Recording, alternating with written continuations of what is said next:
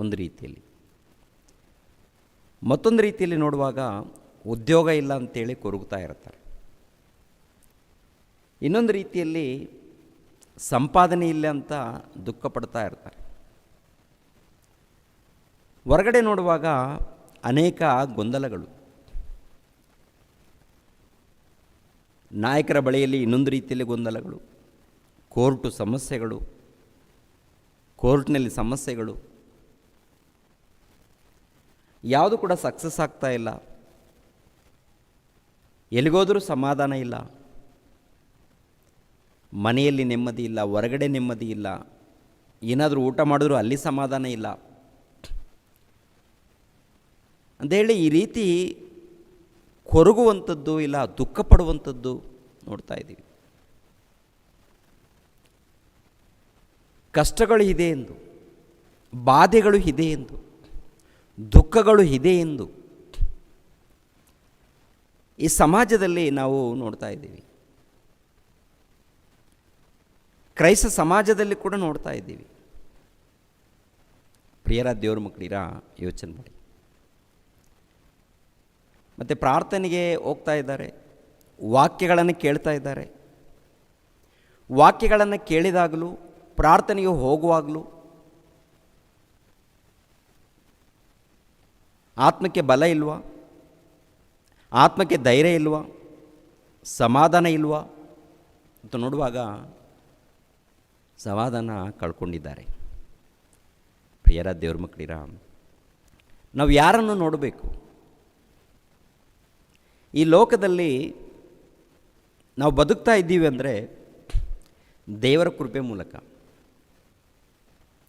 ದೇವರ ಆಶೀರ್ವಾದದ ಮೂಲಕ. ನೋಡಿ, 1ನೇ ಶತಮಾನದಲ್ಲಿ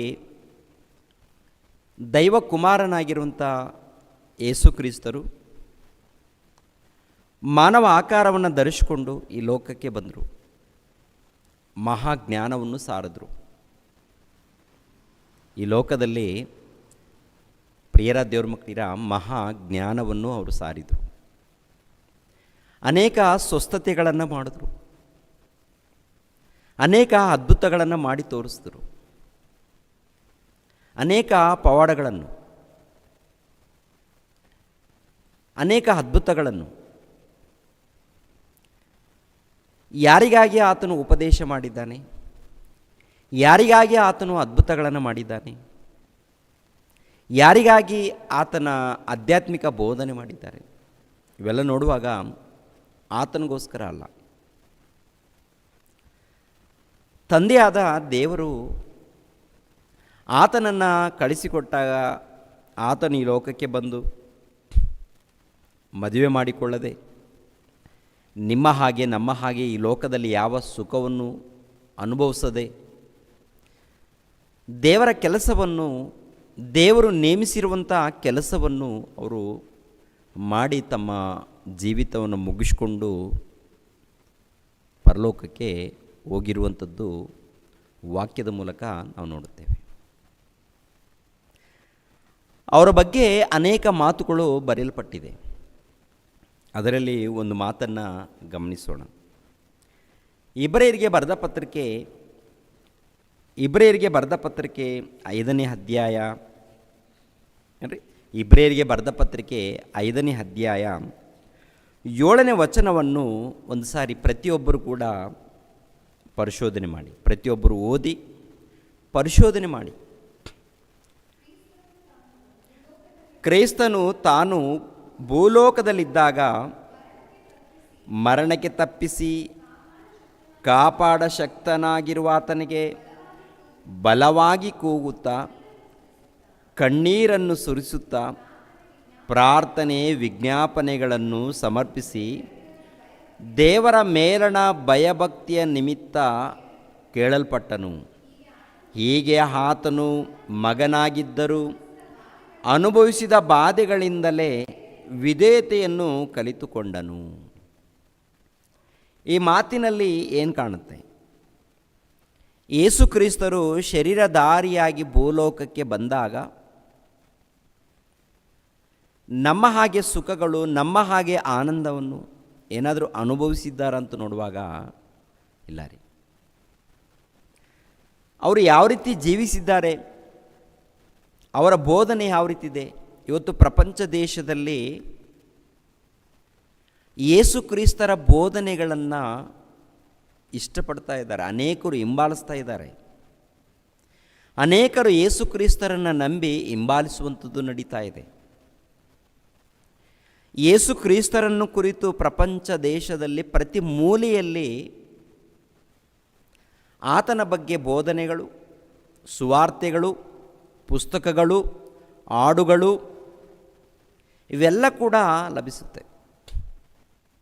ಯೇಸು ಕ್ರಿಸ್ತರ ಬಗ್ಗೆ ಆತನು ಮಹಾಪುರುಷನೆಂದು, ಶ್ರೇಷ್ಠ ಪುರುಷನೆಂದು, ಯುಗ ಪುರುಷನೆಂದು, ಮೋಕ್ಷ ಪ್ರದಾತನೆಂದು, ಲೋಕ ರಕ್ಷಕನು ಎಂದು ಆತನ ಬಗ್ಗೆ ಮಾತನಾಡುವಂಥದ್ದು. ಅಂತಹ ಯುಗ ಪುರುಷನಾಗಿರುವಂಥ ಯೇಸು ಕ್ರಿಸ್ತರು ಭೂಲೋಕದಲ್ಲಿ ಜೀವಿಸಿದಾಗ ಆತನ ಜೀವಿತ ಯಾವ ರೀತಿ ಇತ್ತು? ನಿಮ್ಮ ಹಾಗೆ ನಮ್ಮ ಹಾಗೆ ಇತ್ತ? ನಿಮ್ಮ ಹಾಗೆ ಸುಖಗಳು, ನಮ್ಮ ಹಾಗೆ ಸುಖಗಳು ಅವರ ಜೀವನದಲ್ಲಿತ್ತ? ಹೇಗೆ ಇತ್ತು ಅವರ ಜೀವನ ಅಂತ ನೋಡುವಾಗ ನೋಡಿ, ಕ್ರಿಸ್ತನು ತಾನು ಭೂಲೋಕದಲ್ಲಿದ್ದಾಗ ಮರಣಕ್ಕೆ ತಪ್ಪಿಸಿ ಕಾಪಾಡ ಶಕ್ತನಾಗಿರುವ ಆತನಿಗೆ ಬಲವಾಗಿ ಕೂಗುತ್ತಾ, ಕಣ್ಣೀರನ್ನು ಸುರಿಸುತ್ತಾ, ಪ್ರಾರ್ಥನೆ ವಿಜ್ಞಾಪನೆಗಳನ್ನು ಸಮರ್ಪಿಸಿ ದೇವರ ಮೇಲಣ ಭಯಭಕ್ತಿಯ ನಿಮಿತ್ತ ಕೇಳಲ್ಪಟ್ಟನು. ಅಂದರೆ ಆತನು ಬಲವಾಗಿ ಕೂಗ್ತಾ ಇದ್ದಾನಂತೆ, ಕಣ್ಣೀರು ಸುರಿಸ್ತಾ ಇದ್ದಾನಂತೆ, ಪ್ರಾರ್ಥನೆ ವಿಜ್ಞಾಪನೆಗಳನ್ನು ಸಮರ್ಪಿಸ್ತಾ ಇದ್ದಾನಂತೆ. ಆತನು ಭಯಭಕ್ತಿಯಿಂದ ಜೀವಿಸಿದ್ದಾನಂತೆ. ಯೇಸು ಕ್ರಿಸ್ತರು ಭಯಭಕ್ತಿಯಿಂದ ಜೀವಿಸಿದ್ದಾರಂತೆ. ಯೇಸು ಕ್ರಿಸ್ತರು ಬಲವಾಗಿ ಕೂಗಿದ್ದಾನಂತೆ ದೇವರಿಗೆ ಮೊರೆ ಇಡುವಂಥದ್ದು, ಪ್ರಾರ್ಥನೆ ಮಾಡುವಂಥದ್ದು, ಕಣ್ಣೀರು ಸುರಿಸುವಂಥದ್ದು, ವಿಜ್ಞಾಪನೆ ಮಾಡುವಂಥದ್ದು. ಯೇಸು ಕ್ರಿಸ್ತರಿಗೆ ಏನು ಕಡಿಮೆ ಆಗಿದೆ? ಯೇಸು ಕ್ರಿಸ್ತರಿಗೆ ಏನು ಕಡಿಮೆ ಆಗಿದೆ? ಸಾವಿರಾರು ಜನ ಬಂದಾಗ ಅವರೆಲ್ಲರಿಗೂ ಊಟ ಕೊಡುವಂಥ ಮಹಾಶಕ್ತಿ ಅವರಲ್ಲಿದೆ. ಸಾವಿರಾರು ಜನ ರೋಗಿಗಳು ಬಂದಾಗ ಅವರೆಲ್ಲರಿಗೆ ವಾಸಿ ಮಾಡುವಂಥ ಶಕ್ತಿ ಅವರಲ್ಲಿದೆ. ರೋಗಿಗಳಂದಾಗ ಕುರುಡರಾಗಿರ್ಬೋದು, ಕುಂಟರಾಗಿರ್ಬೋದು, ಅಂಗವಿಕಲರು, ಯಾವುದೇ ರೋಗ ಇರ್ಬೋದು, ಯಾರೇ ಬರ್ಬೋದು, ನಂಬಿದವರು ಬರ್ಬೋದು, ನಂಬದೇ ಇರೋರು ಬರ್ಬೋದು, ಯಾರು ಬಂದರೂ ಕೂಡ ಪ್ರಭು ಯಾರನ್ನು ಕೂಡ ವಾಪಸ್ಸಾಗಿ ಕಳಿಸ್ಕೊಟ್ಟಿಲ್ಲ. ಸ್ವಸ್ಥತೆ ಮಾಡಿದ್ದಾರೆ, ಅದ್ಭುತಗಳನ್ನು ಮಾಡಿದ್ದಾರೆ, ಸಮಾಧಾನಕರವಾದಂಥ ಬೋಧನೆ ಹೇಳಿದ್ದಾರೆ, ಆತ್ಮಿಕವಾದಂಥ ಬೋಧನೆ, ದೇವರ ಮಹಾಜ್ಞಾನವನ್ನು ಕುರಿತು ಅವರು ಸಾರಿದ್ದಾರೆ. ಅವ್ರಿಗೇನು ಕಡಿಮೆ ಇದೆ?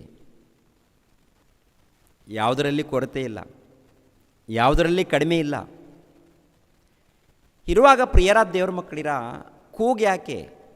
ಪ್ರಾರ್ಥನೆ ಯಾಕೆ? ಕಣ್ಣೀರು ಯಾಕೆ? ವಿಜ್ಞಾಪನೆ ಯಾಕೆ? ನಮ್ಮ ಪ್ರಾರ್ಥನೆ ಯಾಕೆ? ನಮ್ಮ ಪ್ರಾರ್ಥನೆಗಳು ಯಾಕೆ? ನಮ್ಮ ವಿಜ್ಞಾಪನೆಗಳು ಯಾಕೆ? ನಮ್ಮ ಕಣ್ಣೀರು ಯಾಕೆ? ಒಂದು ಸಾರಿ ಆಲೋಚನೆ ಮಾಡಿ. ಪ್ರಭು ನಮ್ಮಂಥ ದೇಹವನ್ನೇ ಧರಿಸ್ಕೊಂಡಿದ್ದಾರೆ. ಯೇಸು ಪ್ರಭು ದೇಹವನ್ನು ಧರಿಸ್ಕೊಂಡಿದ್ದಾರೆ ನೋಡಿ, ಶರೀರವನ್ನು. ಪರಲೋಕದಿಂದ ಬಂದಂಥ ಶರೀರವಲ್ಲ, ಪರಲೋಕದಿಂದ ಬಿದ್ದಂಥ ಶರೀರವಲ್ಲ ಯೇಸು ಕ್ರಿಸ್ತರು ಧರಿಸಿಕೊಂಡಿರುವಂಥ ಶರೀರ. ನಮ್ಮಂಥ ಶರೀರನೇ. ಅವರಿಗೂ ಹಸಿವಿದೆ, ಪೆಟ್ಟು ಬಿದ್ದರೆ ನೋವಾಗುತ್ತೆ,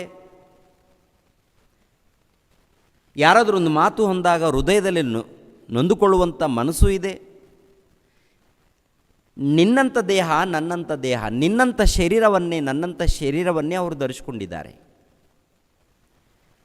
ಧರಿಸಿಕೊಂಡಾಗ ನಿನ್ನ ಹಾಗೆ ನನ್ನ ಹಾಗೆ ಅವರು ಬದುಕಿಲ್ಲ, ನಿನ್ನ ಹಾಗೆ ನನ್ನ ಹಾಗೆ ಅವರು ಮಾತನಾಡಿಲ್ಲ, ನಿನ್ನ ಹಾಗೆ ನನ್ನ ಹಾಗೆ ಅವರು ನಟನೆ ಮಾಡಿಲ್ಲ. ಯಥಾರ್ಥವಾದಂಥ ಜೀವನ, ದೇವರ ಕೆಲಸ ಮಾಡುವಂಥ ಜೀವನ, ದೇವ್ರಿಗೋಸ್ಕರ ಬದುಕಿರುವಂಥ ಜೀವನ. ಉದ್ದೇಶ ನಿನ್ನನ್ನು ನನ್ನನ್ನು ಕಾಪಾಡೋದಕ್ಕೆ, ನಿನಗೋಸ್ಕರ ನನಗೋಸ್ಕರ, ನಿನ್ನನ್ನು ನನ್ನನ್ನು ಕಾಪಾಡೋದಕ್ಕೆ. ಸುವಾರ್ತೆಯಾಗಿರ್ಬೋದು, ಸ್ವಸ್ಥತೆಗಳಾಗಿರ್ಬೋದು, ಪ್ರಾರ್ಥನೆಗಳಾಗಿರ್ಬೋದು, ಕಣ್ಣೀರು ಆಗಿರ್ಬೋದು, ವಿಜ್ಞಾಪನೆಗಳಾಗಿರ್ಬೋದು, ಇವೆಲ್ಲವೂ ಕೂಡ ಅವರು ಮಾಡಿದ್ದಾರೆ. ಪ್ರಾರ್ಥನೆ ಪ್ರಿಯರೇ, ದೇವರ ಬಳಿಯಲ್ಲಿ ಪ್ರಾರ್ಥನೆಗಳು, ದೇವರ ಬಳಿಯಲ್ಲಿ ವಿಜ್ಞಾಪನೆಗಳು, ದೇವರ ಬಳಿಯಲ್ಲಿ ಕಣ್ಣೀರು. ಪ್ರಭು ಕಣ್ಣೀರು ಸುರಿಸಿರುವಂಥದ್ದು ಯಾಕೆಂತ ನೋಡುವಾಗ, ನನ್ನ ಕುಟುಂಬ ಇದೆ, ನನ್ನ ಕುಟುಂಬವನ್ನು ಕಾಪಾಡಿ ಅಂತೇಳಿ ತನಗೋಸ್ಕರ ಅಲ್ಲ, ಭೂಲೋಕದಲ್ಲಿ ಇದ್ದಂಥ ಎಲ್ಲ ಮಾನವರಿಗಾಗಿ ಕಣ್ಣೀರು, ಎಲ್ಲ ಮಾನವರಿಗಾಗಿ ವಿಜ್ಞಾಪನೆಗಳು, ಪ್ರಾರ್ಥನೆಗಳು, ಇವೆಲ್ಲವೂ ಕೂಡ ಅವರ ಜೀವನದಲ್ಲಿ ನೋಡುತ್ತೀವಿ, ಅವರ ಬದುಕಿನಲ್ಲಿ ನೋಡುತ್ತೇವೆ. ನಿಮ್ಮ ಜೀವನದಲ್ಲಿ, ನನ್ನ ಜೀವನದಲ್ಲಿ ಏನು ಕಾಣುತ್ತೆ?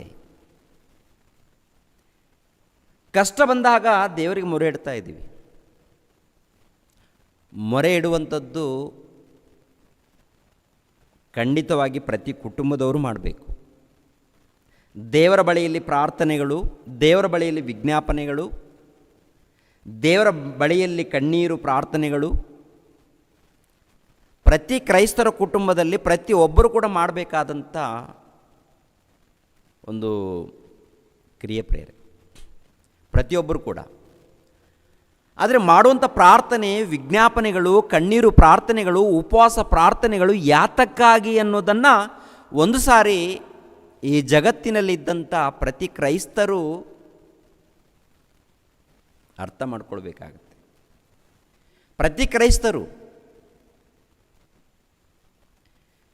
ಯಾಕೆಂದರೆ ಕಷ್ಟ ಬಂದಿದೆ ಎಂದು, ಶೋಧನೆಗಳು ಬಂದಿದೆ ಎಂದು, ಹಿಂಸೆಗಳು ಬಂದಿದೆ ಎಂದು ನಮ್ಮ ಜೀವನ ಎಲ್ಲಿಗೆ ಹೋಗ್ತಾ ಇದೆ?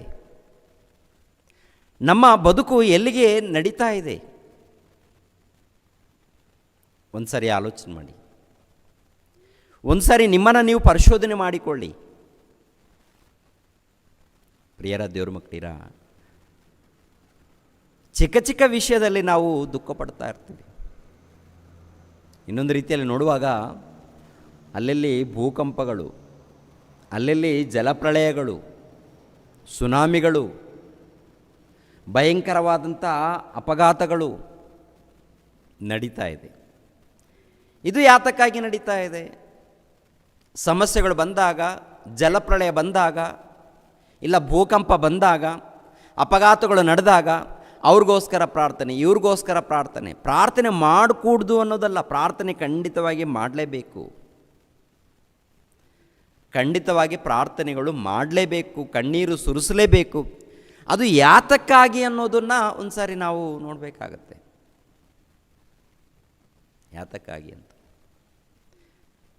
ಕಷ್ಟಗಳು ಬಂದಿದೆ ಎಂದು ದೇವರನ್ನ ಬಿಡ್ತಾರೆ, ಶೋಧನೆಗಳು ಬಂದಿದೆ ಎಂದು ದೇವರನ್ನ ಬಿಟ್ಟು ಹೋಗ್ತಾರೆ,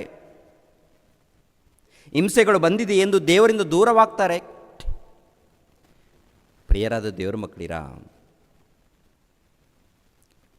ದೇವರಿಂದ ಮಾತ್ರ ದೂರ ಆಗಬಾರ್ದು. ಇರುವಂಥ ಭಕ್ತಿ ಇನ್ನೂ ಅಭಿವೃದ್ಧಿ ಆಗಬೇಕು. ಭಕ್ತಿ ಅಭಿವೃದ್ಧಿ ಆಗಬೇಕು. ನಿನ್ನ ಮನಸ್ಸು ದೃಢವಾಗಿರಬೇಕು. ನಿನ್ನ ಹೃದಯದಲ್ಲಿ ಚಂಚಲ ಇರಕೂಡದು.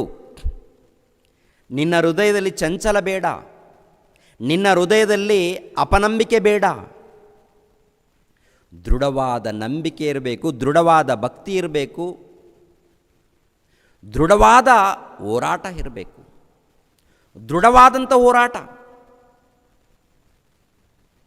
ದೃಢವಾದಂಥ ಒಂದು ನಂಬಿಕೆ, ದೃಢವಾದಂಥ ಒಂದು ಭಕ್ತಿ. ಕಳವಳ ಬೇಡ, ಕಳವಳ ಬೇಡ. ಯಾಕೆಂದರೆ ದೇವರು ನಂಬಿಗಸ್ತನು. ದೇವರು ನಿಮ್ಮನ್ನು ಕೈ ಬಿಡಲ್ಲ ಅಂತ ಹೇಳ್ತಾರೆ. ಹಿಬ್ರಿಯರಿಗೆ ಬರೆದ ಪತ್ರಿಕೆ 13ನೇ ಅಧ್ಯಾಯ 5ನೇ ವಚನವನ್ನು ನೋಡಿ. ಹಿಬ್ರಿಯರಿಗೆ ಬರೆದ ಪತ್ರಿಕೆ 13ನೇ ಅಧ್ಯಾಯ 5ನೇ ವಚನವನ್ನು.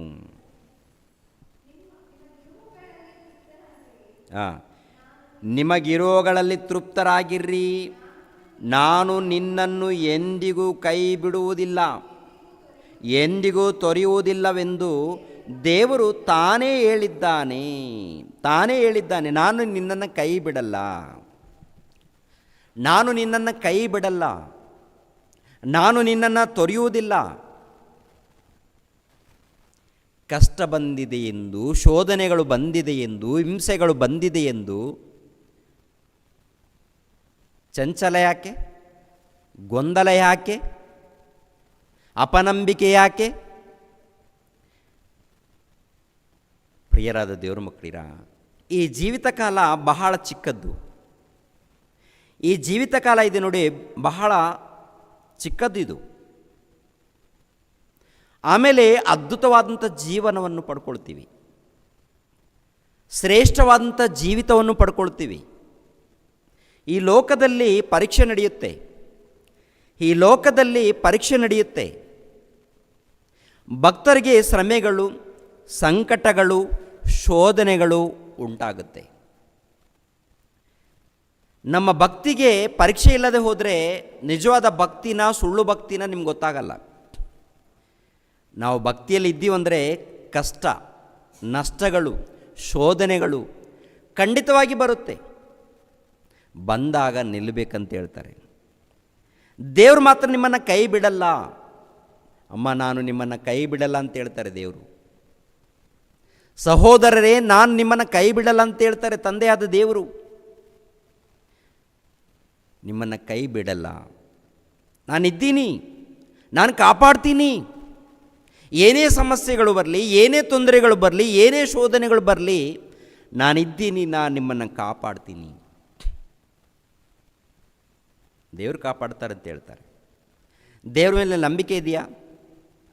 ಎಷ್ಟು ಕಾಲ ಈ ಕಷ್ಟಗಳು, ಎಷ್ಟು ಕಾಲ ಈ ಶೋಧನೆಗಳು, ಎಷ್ಟು ಕಾಲ ಈ ಹಿಂಸೆಗಳು ಅಂಥೇಳಿ ದೇವ್ರ ಮೇಲೆ ಮತ್ತೆ ಅಪನಂಬಿಕೆ.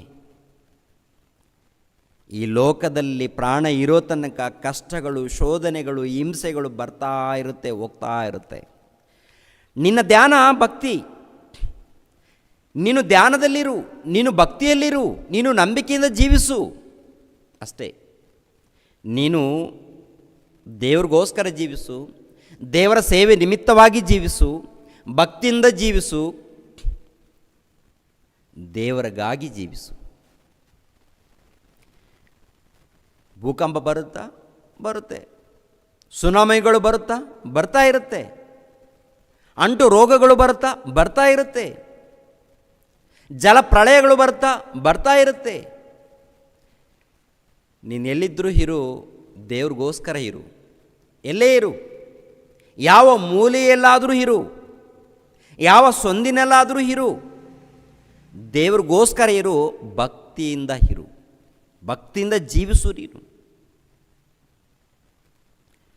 ನಿನ್ನ ಬಳಿಯಲ್ಲಿ 1000 ಮಂದಿ ನಾಶವಾದರು, 10,000 ಮಂದಿ ನಾಶವಾದರು, ಹೊಡ್ಕೊಂಡೋದ್ರು. ನೀನು ಭಕ್ತಿಯಲ್ಲಿದ್ದರೆ ದೇವರು ನಿನ್ನನ್ನು ಖಂಡಿತವಾಗಿ ಕಾಪಾಡ್ತಾನೆ. ನಿಜವಾದ ಭಕ್ತಿ ಇರಬೇಕು.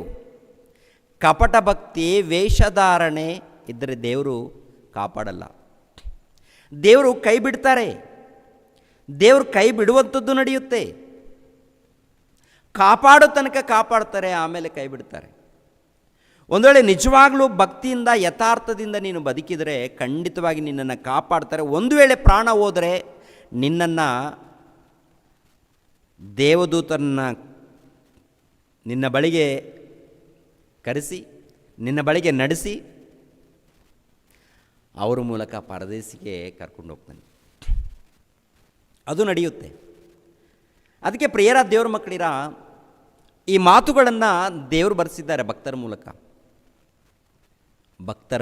ಬರೆಸಿರುವಂಥದ್ದು. ಕಡೆಯವರೆಗೆ ನಂಬಿಕೆಯಿಂದ ಇರು, ಕಡೇ ತನಕ, ಕೊನೆ ತನಕ ಭಕ್ತಿಯಿಂದ ಜೀವಿಸು. ನಿನ್ನ ಭಕ್ತಿ ಹಾಳಾಗಬಾರ್ದು, ನಿನ್ನ ನಂಬಿಕೆ ಹಾಳಾಗಬಾರ್ದು, ನಿನ್ನ ನಂಬಿಕೆ ಕಡಿಮೆ ಆಗಬಾರ್ದು, ನಿನ್ನ ಭಕ್ತಿ ಕಡಿಮೆ ಆಗಬಾರ್ದು. ನಿನ್ನ ಭಕ್ತಿ ಅಭಿವೃದ್ಧಿ ಆಗಬೇಕು. ನಿನ್ನ ಭಕ್ತಿ, ನಿನ್ನ ನಂಬಿಕೆ ಅಭಿವೃದ್ಧಿ ಆಗಬೇಕು, ಸಂಪೂರ್ಣವಾಗಬೇಕು. ಆದ್ದರಿಂದ ಗಮನಿಸಬೇಕು ಪ್ರಿಯರ ದೇವರ ಮಕ್ಕಳಿರ, ನಾವು ಭಕ್ತಿಯಲ್ಲಿ ಅಭಿವೃದ್ಧಿ ಆಗ್ತಾ ಇದ್ದೀವ? ನಂಬಿಕೆಯಲ್ಲಿ ಅಭಿವೃದ್ಧಿ ಆಗ್ತಾ ಇದ್ದೀವ? ನಂಬಿಕೆ ಬೆಳೀತಾ ಇದೆಯಾ? ನಮ್ಮಲ್ಲಿ ನಂಬಿಕೆ ದೇವರ ವಿಷಯದಲ್ಲಿ ಬೆಳೀತಾ ಇದೆಯಾ? ನಮ್ಮಲ್ಲಿ ಭಕ್ತಿ ಅಭಿವೃದ್ಧಿ ಆಗ್ತಾ ಇದೆಯಾ? ನಮ್ಮಲ್ಲಿ ನೀತಿ ಅಭಿವೃದ್ಧಿ ಆಗ್ತಾ ಇದೆಯಾ? ದಿನದಿನಕ್ಕೆ ಅಭಿವೃದ್ಧಿ ಆಗ್ತಾ ಇದೆಯಾ? ಅಥವಾ ನಟನೆ ಅಭಿವೃದ್ಧಿ ಆಗ್ತಾ ಇದೆಯಾ? ನಟನೆ ಅಭಿವೃದ್ಧಿ ಆಗ್ತಾ ಇದೆಯಾ? ನಮ್ಮಲ್ಲಿ ನೀತಿ ಪ್ರತಿನಿತ್ಯ ಅಭಿವೃದ್ಧಿ ಆಗಬೇಕು. ನಮ್ಮಲ್ಲಿ ಭಕ್ತಿ ಪ್ರತಿನಿತ್ಯ ಅಭಿವೃದ್ಧಿ ಆಗಬೇಕು. ನಮ್ಮಲ್ಲಿ ನಂಬಿಕೆ ಪ್ರತಿನಿತ್ಯ ಅಭಿವೃದ್ಧಿ ಆಗಬೇಕು. ಆತ್ಮಿಕವಾಗಿ ಅಭಿವೃದ್ಧಿ ಆಗಬೇಕು. ನಾವೆಲ್ಲರೂ ಕೂಡ ಆತ್ಮಿಕವಾಗಿ ನಿಲ್ಲಬೇಕು, ಆತ್ಮಿಕವಾಗಿ ನಡಿಬೇಕು, ಆತ್ಮಿಕವಾಗಿ ಭಕ್ತಿಯಿಂದ ಮುಂದೆ ನಡೀತಾ ಇರಬೇಕು ನಾವೆಲ್ಲರೂ ಕೂಡ ಪ್ರಿಯರಾದ ದೇವರ ಮಕ್ಕಳಿರ. ಅದಕ್ಕೆ ಅಪೊಸ್ತಲನಾಗಿರುವಂಥ ಪೌಲನು ನುಡಿಯುವಂಥ ಮಾತನ್ನು ಕೂಡ ಗಮನಿಸೋಣ. ಕೊರಿಂಥದವರಿಗೆ ಬರೆದ 2ನೇ ಪತ್ರಿಕೆ 4ನೇ ಅಧ್ಯಾಯ. ಕೊರಿಂಥದವರಿಗೆ ಬರೆದ 2ನೇ ಪತ್ರಿಕೆ 4ನೇ ಅಧ್ಯಾಯ 7ನೇ ವಚನದಿಂದ ನೋಡಿ ಪ್ರಿಯರೇ. ಬಲಾಧಿಕ್ಯವು ದೇವರದೇ ಹೊರತು ನಮ್ಮೊಳಗಿಂದ ಬಂದದ್ದಲ್ಲವೆಂದು ತೋರುವುದಕ್ಕಾಗಿ ಈ ನಿಕ್ಷೇಪವು ಮಣ್ಣಿನ ಘಟಕಗಳಲ್ಲಿ ನಮಗುಂಟು. ಮಣ್ಣಿನ ಘಟಗಳಲ್ಲಿ ನಮಗುಂಟು. ಸರ್ವ ವಿಧದಲ್ಲಿಯೂ ನಮಗೆ ಇಕ್ಕಟ್ಟು ಇದ್ದರೂ ನಾವು ಅತಿ ಸಂಕಟ ಪಡುವವರಲ್ಲ. ನಾವು ದಿಕ್ಕು ಕಾಣದವರಾಗಿದ್ದರೂ ಕೇವಲ ದೆಸೆಗೆಟ್ಟವರಲ್ಲ. ಹಿಂಸೆ ಪಡುವವರಾಗಿದ್ದರೂ ಕೈ ಬಿಡಲ್ಪಟ್ಟವರಲ್ಲ. ಕೆಡವಲ್ಪಟ್ಟವರಾಗಿದ್ದರೂ ಪ್ರಾಣ ನಷ್ಟಪಡುವವರಲ್ಲ. ಯೇಸುವಿನ ಜೀವವು ನಮ್ಮ ದೇಹದಲ್ಲಿ ಉಂಟೆಂದು ತೋರಿ ಬರುವುದಕ್ಕಾಗಿ ಯೇಸುವಿನ ಮರಣಾವಸ್ಥೆಯನ್ನು ನಾವು ಯಾವಾಗಲೂ ದೇಹದಲ್ಲಿ ಅನುಭವಿಸುತ್ತಾ ತಿರುಗಾಡುತ್ತೇವೆ. ನೋಡಿ, ಗಮನಿಸ್ರಿ ಪ್ರಿಯರಾದ ದೇವರ ಮಕ್ಕಳಿರ, ಬಲಾಧಿಕ್ಯವು ದೇವರದೇ ಹೊರತು ನಮ್ಮೊಳಗಿಂದ ಬಂದದ್ದಲ್ಲವೆಂದು ತೋರುವುದಕ್ಕಾಗಿ ಈ ನಿಕ್ಷೇಪವು ಮಣ್ಣಿನ ಘಟಗಳಲ್ಲಿ ನಮಗುಂಟು. ಸರ್ವ ವಿಧದಲ್ಲಿಯೂ ನಮಗೆ ಇಕ್ಕಟ್ಟು ಇದ್ದರೂ ನಾವು ಅತಿ ಸಂಕಟ ಪಡುವವರಲ್ಲ ಅಂತಾರೆ. ನಾವು ಅತಿ ಸಂಕಟ ಪಡುವವರಲ್ಲ ಅಂತಾರೆ. ಅಂದರೆ ಈ ದೇಹದಲ್ಲಿ ನಾವು ಅನೇಕ ಹಿಂಸೆಗಳು, ಅನೇಕ ಕಷ್ಟಗಳು, ಅನೇಕ ಸಂಕಷ್ಟಗಳು ನಾವು ಅನುಭವಿಸ್ತಾ ಇದ್ದೀವಿ. ಯಾರು ಹೇಳುವಂಥ ಮಾತು ಅಂತ ನೋಡುವಾಗ ಪೌಲನಾಗಿರ್ಬೋದು, ಪೌಲನ ಜೊತೆಯಲ್ಲಿದ್ದಂಥ ಸಹೋದರರು ಕೂಡ ಆಗಿರ್ಬೋದು. ಪೌಲನ ಜೊತೆಯಲ್ಲಿ ಕೆಲವರು ಸಹೋದರರಿದ್ದಾರೆ. ಆ ಕೆಲವರು ಸಹೋದರರು ನಾವೆಲ್ಲರಿದ್ದೀವಿ. ನಾವೆಲ್ಲರೂ ದೇವ್ರಿಗೋಸ್ಕರ ಕೆಲಸದಲ್ಲಿದ್ದೀವಿ, ಭಕ್ತಿಯಿಂದ ನಡೀತಾ ಇದ್ದೀವಿ, ನಂಬಿಕೆಯಿಂದ ಜೀವಿಸ್ತಾ ಇದ್ದೀವಿ. ಜೀವಿಸುವಾಗ ನಮ್ಮ ಬಳಿಯಲ್ಲಿ ಅನೇಕ ಸಂಕಷ್ಟಗಳಿವೆ, ಅನೇಕ ಬಾಧೆಗಳಿವೆ, ಅನೇಕ ಶೋಧನೆಗಳು ಇವೆ, ಅನೇಕ ತೊಂದರೆಗಳಿವೆ. ಇವೇ ನಮ್ಮ ಬಳಿಯಲ್ಲಿ ಅಂತ. ನಮ್ಮ ಬಳಿಯಲ್ಲಿ ಅನೇಕ ತೊಂದರೆಗಳಿವೆ, ಸಂಕಷ್ಟಗಳಿವೆ, ಶೋಧನೆಗಳಿವೆ. ಇದ್ದಾಗಲೂ ನಾವು ದೆಸೆಗೆಟ್ಟಿಲ್ಲ. ಯಾಕೆಂದರೆ ಇವೆಲ್ಲ ವಿಷಯದಲ್ಲಿ ನಾವು ಸಂತೋಷವಾಗಿದ್ದೀವಿ ಅಂತೇಳಿ ಅಪೊಸ್ತಲನಾಗಿರುವಂಥ ಪೌಲನು ನುಡಿಯುವಂಥ ಮಾತು. ಸರ್ವ ವಿಧದಲ್ಲಿಯೂ ನಮಗೆ ಇಕ್ಕಟ್ಟು ಇದ್ದರೂ ನಾವು ಅತಿ ಸಂಕಟ ಪಡುವವರಲ್ಲ.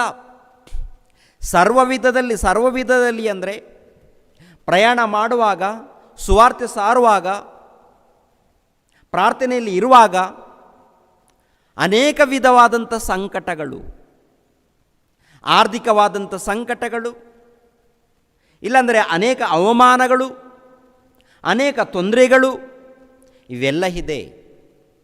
ಒಂದು ರೀತಿಯಲ್ಲಿ ಮಾನಸಿಕವಾದಂಥ ತೊಂದರೆಗಳು, ಇನ್ನೊಂದು ರೀತಿಯಲ್ಲಿ ಆರ್ಥಿಕ ಪರಿಸ್ಥಿತಿಗಳು, ಮತ್ತೊಂದು ರೀತಿಯಲ್ಲಿ ಅನೇಕ ಅವಮಾನಗಳು, ದೇಹದ ರೀತಿಯಲ್ಲಿ ನೋಡುವಾಗ ಅನೇಕ ಸಂಕಷ್ಟಗಳಿವೆ, ಅನೇಕ ತೊಂದರೆಗಳಿವೆ. ಏನಿದ್ರೂ ಕೂಡ ನಾವು ಧೈರ್ಯದಿಂದ ಮುಂದೆ ಹೋಗ್ತಾ ಇದ್ದೀವಿ, ನಮ್ಮ ಭಕ್ತಿ ಕೆಡಲಿಲ್ಲ ಅಂತ. ನಮ್ಮಲ್ಲಿ ಯೇಸು ಕ್ರಿಸ್ತರಿದ್ದಾರೆ, ನಮ್ಮಲ್ಲಿ ಯೇಸು ಕ್ರಿಸ್ತರ ಜೀವವು ನಮ್ಮಲ್ಲಿ ಇದೆ, ಇದ್ದು ನಡೆಸ್ತಾ ಇದೆ ಅಂತೇಳಿ ಅವರು ಸಾಕ್ಷಿ ಕೊಡುವಂಥದ್ದು. ಅವರೆಲ್ಲರೂ ಯಾತಕ್ಕಾಗಿ ನಿಂತ್ಕೊಂಡಿದ್ದಾರೆ ಅಂದರೆ ಸುವಾರ್ತೆಗಾಗಿ, ದೇವರ ಸೇವೆಗಾಗಿ, ಸಭೆಯನ್ನು ಕಾಪಾಡೋದಕ್ಕೆ, ಸಭೆಯನ್ನು ರಕ್ಷಣೆ ಮಾರ್ಗದಲ್ಲಿ ನಡೆಸೋದಕ್ಕೆ, ಇನ್ನೊಬ್ಬರನ್ನ ಕಾಪಾಡೋದಕ್ಕೆ ಅವರ ಪ್ರಯಾಸ. ಯೇಸು ಕ್ರಿಸ್ತರ ಪ್ರಯಾಸ ಆಗಿರ್ಬೋದು, ಅಪೋಸ್ತಲರ ಪ್ರಯಾಸ ಆಗಿರ್ಬೋದು, ಭಕ್ತರ ಪ್ರಯಾಸ ಆಗಿರ್ಬೋದು, ಇವರೆಲ್ಲರದ್ದು ನೋಡುವಾಗ ಏನ್ರೆ ಅಲ್ಲಿರುವಂಥ ಪ್ರಜೆಗಳನ್ನು, ಸಭೆಯಲ್ಲಿದ್ದಂಥ ವಿಶ್ವಾಸಿಗಳನ್ನು ಕಾಪಾಡಬೇಕು, ಹೇಗಾದರೂ ಮಾಡಿ ಇವರನ್ನು ದೇವರ ಮಾರ್ಗದಲ್ಲಿ ನಿಲ್ಲಿಸಬೇಕು, ನಡೆಸಬೇಕು, ಕಾಪಾಡಬೇಕು, ಆತ್ಮಿಕವಾಗಿ ಬೆಳೆಸಬೇಕು ಎಂಬ ಉದ್ದೇಶದಿಂದ ರಾತ್ರಿ ಹಗಲು ಅವರೆಲ್ಲರೂ ಕಷ್ಟಪಟ್ಟಿದ್ದಾರೆ. ನಮ್ಮ ಕಷ್ಟ, ನಮ್ಮ ಪ್ರಾರ್ಥನೆ,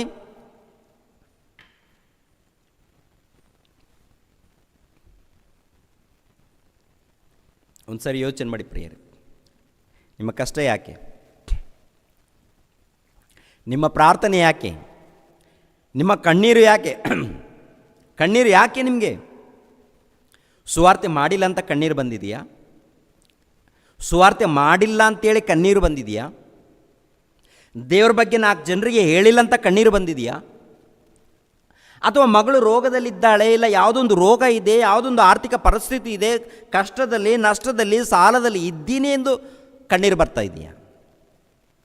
ನಿಮ್ಮ ಕಣ್ಣೀರಿಗೂ ದೇವರ ಭಕ್ತರ ಬಳಿಯಲ್ಲಿ ಇದ್ದಂಥ ಅವರಿಗೂ ಇರುವಂಥ ಕಣ್ಣೀರಿಗೂ ಬಹಳ ವ್ಯತ್ಯಾಸ ಇದೆ. ನಮ್ಮ ಕಣ್ಣೀರು ಸಾಲ ಇದೆ ಎಂದು, ನಮ್ಮ ಕಣ್ಣೀರು ಉದ್ಯೋಗ ಇಲ್ಲವೆಂದು, ನಮ್ಮ ಕಣ್ಣೀರು ಸಂಪಾದನೆ ಇಲ್ಲವೆಂದು, ಇದ್ರಿಗೋಸ್ಕರನೇ ಕಣ್ಣೀರು. ಬದುಕ್ತಾ ಇಲ್ವಾ? ಜೀವಿಸ್ತಾ ಇಲ್ವಾ? ಸರ್ವ ಜೀವರಾಶಿಗಳು ಜೀವಿಸ್ತಾ ಇದೆ, ಸರ್ವ ಮಾನವರು ಜೀವಿಸ್ತಾ ಇದ್ದಾರೆ. ಆಗಿರುವಾಗ ದೇವರ ಬಳಿಯಲ್ಲಿ ಬಂದ ಮೇಲೆ ಯಾತಕ್ಕಾಗಿ ನಿನ್ನ ಮೊರೆ, ಯಾತಕ್ಕಾಗಿ ನಿನ್ನ ಪ್ರಾರ್ಥನೆ, ಯಾತಕ್ಕಾಗಿ ನಿನ್ನ ಕಣ್ಣೀರು? ಯಾತಕ್ಕಾಗಿ? ಯೇಸು ಕ್ರಿಸ್ತರ ಕಣ್ಣೀರು ಪ್ರಾರ್ಥನೆ, ಯೇಸು ಕ್ರಿಸ್ತರ ವಿಜ್ಞಾಪನೆ, ಯೇಸು ಕ್ರಿಸ್ತರ ಪ್ರಾರ್ಥನೆ, ಅಪೋಸ್ತಲ ಪ್ರಾರ್ಥನೆ ನೋಡುವಾಗ ಅವ್ರ ಹೊಟ್ಟೆಗೋಸ್ಕರ, ಸಂಪಾದನೆಗೋಸ್ಕರ ಅಲ್ವೇ ಅಲ್ಲ ಅವ್ರದ್ದು. ಆದರೆ ನಮ್ಮ ಪ್ರಾರ್ಥನೆ ನೋಡುವಾಗ ಇದ್ರಿಗೋಸ್ಕರನೇ. ಸುವಾರ್ತೆ ಮಾಡಿಲ್ಲ, ವಾಕ್ಯವನ್ನು ಓದಿಲ್ಲ, ಪ್ರಾರ್ಥನೆ ಮಾಡಿಲ್ಲ, ಒಂದು ವೇಳೆ ಪ್ರಾರ್ಥನೆ ಮಾಡಿದ್ರೂ ಕೂಡ ನಮಗೋಸ್ಕರನೇ. ಆಗಿರುವಾಗ ನಾವು ರಕ್ಷಣೆ ಹೊಂದುತ್ತೀವ? ರಕ್ಷಿಸಲ್ಪಡ್ತೀವ?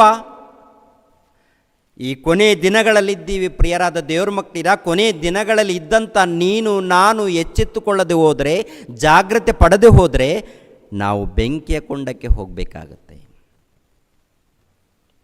ನಿನ್ನ ಭಕ್ತಿ ಎಚ್ಚರಿಕೆ, ನಿನ್ನ ನಂಬಿಕೆ ಎಚ್ಚರಿಕೆ ನೋಡ್ಕೊಳ್ಳು ಒಂದು ಸಾರಿ. ಅವರೆಲ್ಲರೂ ಮನುಷ್ಯರು, ಭಕ್ತರು, ನಮ್ಮ ಹಾಗೆ ಮನುಷ್ಯರು. ನಮ್ಮಂಥ ದೇಹವನ್ನೇ ಧರಿಸಿಕೊಂಡಿದ್ದಾರೆ, ನಮ್ಮಂಥ ಶರೀರವನ್ನೇ ಧರಿಸಿಕೊಂಡಿದ್ದಾರೆ, ನಮ್ಮಂಥ ಮನಸ್ಸೇ ಇದೆ. ಆದರೆ ಅವರ ಮನಸ್ಸಿನಲ್ಲಿ, ಅವರ ಹೃದಯದಲ್ಲಿ ದೇವರು ತುಂಬಿಕೊಂಡಿದ್ದಾನೆ. ದೇವರಿಗೆ ಅವರು ಸ್ಥಾನ ಕೊಟ್ಟಿದ್ದಾರೆ.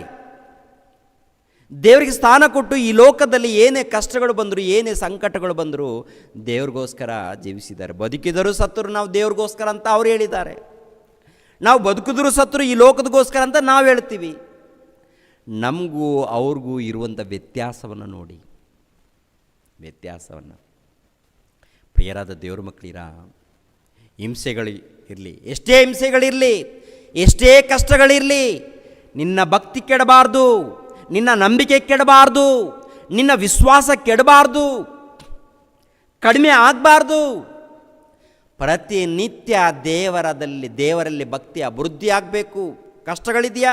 ಆ ಕಷ್ಟಗಳು ಬಂದಾಗ ನಿನ್ನನ್ನು ನೋಡ್ತಾ ಇದ್ದಾರೆ. ಆ ಕಷ್ಟದಲ್ಲಿ, ಶೋಧನೆಯಲ್ಲಿ ನೀನು ನಿಂತುಕೊಂಡಾಗ ಆತ್ಮಿಕವಾದಂಥ ಆಶೀರ್ವಾದ ಬಹಳವಾಗುತ್ತೆ. ಎಲ್ಲ ಸುಖ ಇದೆ, ಎಲ್ಲ ಸರ್ವ ಸುಖಗಳಿದೆ. ಸರ್ವ ಸುಖಗಳು ಇದ್ದಾಗ ದೇವರ ಬಳಿಯಲ್ಲಿ ಬರುವಂಥದ್ದು ದೊಡ್ಡ ಕೆಲಸನೇ ಅಲ್ವೇ ಅಲ್ಲಮ್ಮ. ಸರ್ವ ಸುಖಗಳು ಇದ್ದಾಗ ದೇವರ ಬಳಿಯಲ್ಲಿ ಬರುವಂಥದ್ದು ದೊಡ್ಡ ಕೆಲಸ ಅಲ್ಲ. ಸಮಾಜ ನಿಂದಿಸುವಾಗ, ಹೊರಗಡೆ ನಿಂದಿಸುವಾಗ, ಶೋಧನೆ ಕೊಡುವಾಗ, ಹಿಂಸೆ ಕೊಡುವಾಗ, ಆವಾಗ ದೇವರ ಧ್ಯಾನದಲ್ಲಿ ಇನ್ನೂ ಹೆಚ್ಚಾಗಿದ್ದಾಗ ಆ ತಂದೆಯಾದ ದೇವರು ನೋಡಿ ಸಂತೋಷ ಪಡ್ತಾರೆ. ಪರಲೋಕದಲ್ಲಿ ಬಹಳ ಫಲ ಸಿಗುತ್ತೆ ಅಂತ ಹೇಳ್ತಾರೆ. ಬಹಳ ಫಲ ಸಿಗುತ್ತೆ ಅಂತ ಹೇಳ್ತಾರೆ.